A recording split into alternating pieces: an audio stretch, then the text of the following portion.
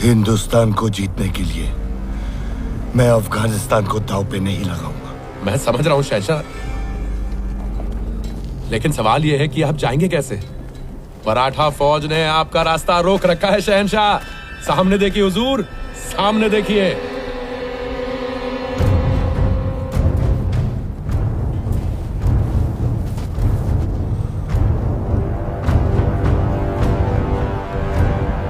लेकिन अगर मैं इस जंग में फंसा तो कांधार हार जाऊंगा।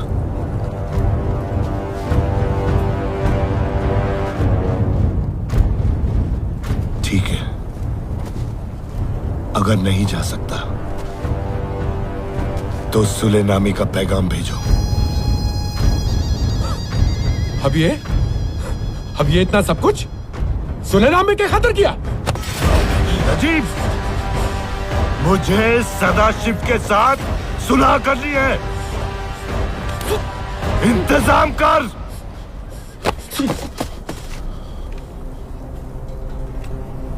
जी हुजूर।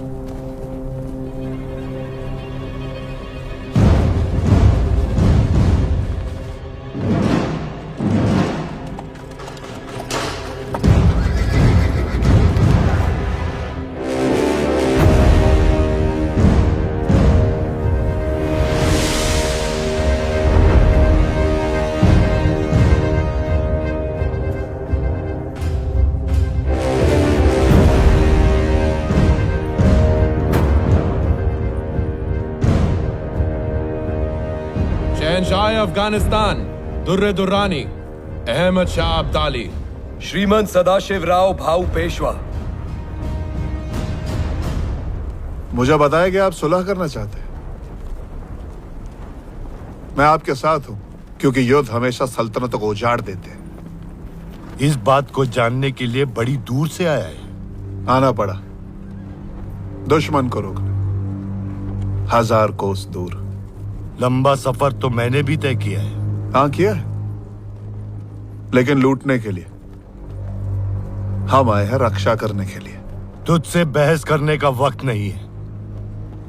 मैं जंग नहीं चाहता। अगर तू भी नहीं चाहता तो मेरी शर्त माननी होगी। कैसी शर्त? मैं अमनो अमान के साथ कंधार लौट जाऊंगा अगर तुम मराठा नर्मदा के दक्षिण में रहो और दिल्ली मेरे हवाले कर दो। नहीं, आप अटक के उत्तर में ही रहेंगे, जिस दिशा से आप आए हैं, और दोबारा इस धरती पर कदम नहीं रखेंगे। मैं तुझे एक मौका और देता हूं। दिल्ली की उत्तर की सारी जमीन मेरी और दक्षिण की तेरी। आप अटक के उत्तर में ही रहेंगे और दोबारा हिंदुस्तान में कदम नहीं रखेंगे। मुझे केवल यही शर्त स्वीकार है। जहां मैं खड़ा हूं वहां से उत्तर का सब मेरा, बाकी सब तेरा।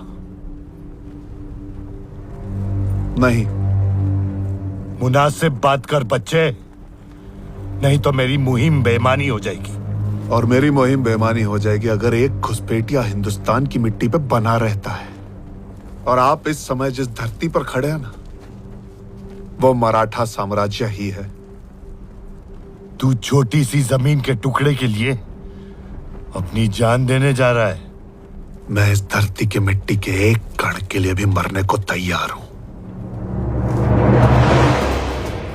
ठीक है, तो फैसला यहीं कर लेते हैं। कीजिए फैसला। शहंशाह, श्रीमंत, ये सुलह का शामियाना है, सौदे का। लड़ने के लिए तो पानीपत का सारा मैदान तैयार पड़ा है।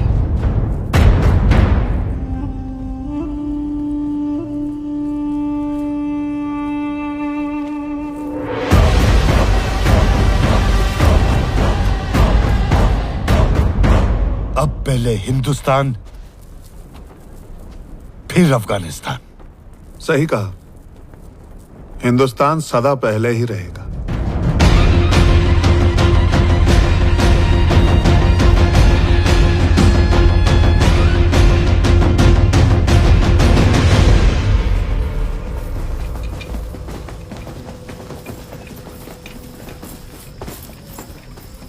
खबर है कि मराठा कल जंग के लिए तैयारी कर रहे हैं। उनकी फौज 1.25 लाख की है और हमारी है 75,000। अगर हमें जीतना है तो हमें चौकोर व्यूह करनी होगी और ऐसे आगे बढ़ना होगा। हमारा लक्ष्य केवल एक है, अफगान फौज की सुरक्षा दीवार को तोड़ना। इब्राहिम अपने तोपचों के साथ सबसे आगे होगा, उसे हाथी दल की मदद लगेगी। उसके पीछे बंदूक सेना, फिर घोड़सवार और सारे सैनिक सबसे पीछे चलेंगे। हमारा लक्ष्य एक ही होगा, अफगानों के बीचों बीच घुसकर उन्हें तहस नहस कर देंगे। मेरे बाएं तरफ तैमूर, नजीब, सुलेमान और नवाब साहब के दस्ते तैनात रहेंगे।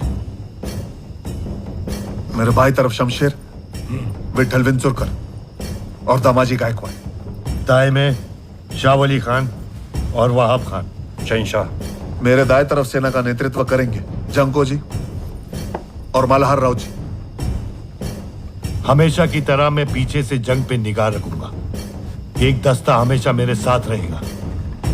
उनके पीछे होंगे नाना पुरंदरे, यशवंत पवार, अंताजी माणकेश्वर। राधक सिंह जी, आपकी 5,000 की सेना मेरे लिए हमेशा तैनात रहेगी। जी श्रीमंत। और मैं बीचों बीच अपनी हुजूरात सेना के साथ रहूंगा। सारे स्त्री परिवार, तीर्थयात्री और सेवक इस टीले पर रहेंगे और उनकी सुरक्षा के लिए सेना की एक छोटी सी टुकड़ी तैनात रहेगी। अपने अपने सेनाओं को तैयार करो। मल्हार राव जी,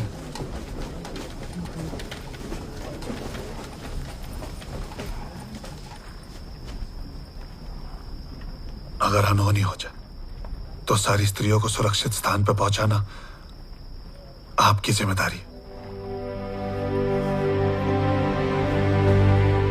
काका, आपने सबको उनकी जगह बताई है, मैं कहां पर रहूंगा?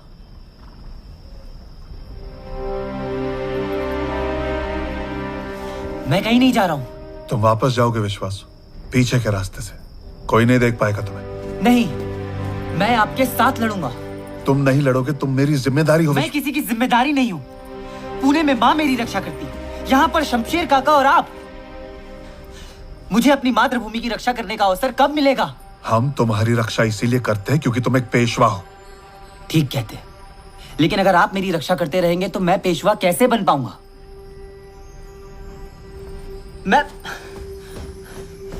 मैं इस सेना का सेनापति हूं। मैं लड़ूंगा।